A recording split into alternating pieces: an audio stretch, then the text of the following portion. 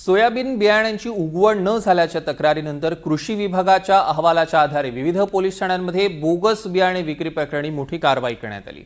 आतापर्यंत यवतमाळमध्ये 12 गुन्हे दाखल झालेत। या कारवाईत बूस्टर कंपनी विरुद्ध 4, विगोर विरुद्ध 3, पार्श्व विरुद्ध 2 आणि अंकुर, बाफना आणि रवी सीड्स या कंपन्यांविरुद्ध प्रत्येकी एक गुन्हा दाखल करण्यात आला। ही कारवाई यवतमाळ, कळंब, दिग्रस, दारव्हा, आर्णी, बाबुळगाव आणि नेर येथील पोलीस ठाण्यांमध्ये करण्यात आली आहे। या जिल्ह्यातील बोगस सोयाबीन बियाणं प्रकरणातली आतापर्यंतची ही सर्वात मोठी कारवाई मानली जाते।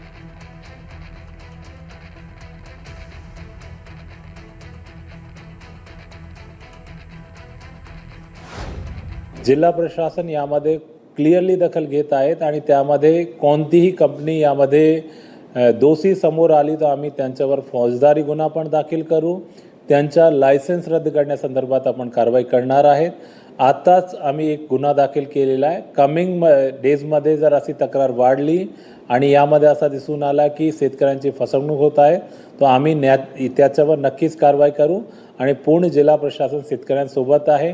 त्यांना जर असा वाटला की त्यांच्या पेरणीमध्ये म्हणजे जर्मिनेशन नाही झाला तो त्याची तक्रार कृषी विभागाला तुम्ही करावी आणि त्याच्या सोबत आपला जे परचेजिंगची जे पावती आहे ते पण अटॅच करावी।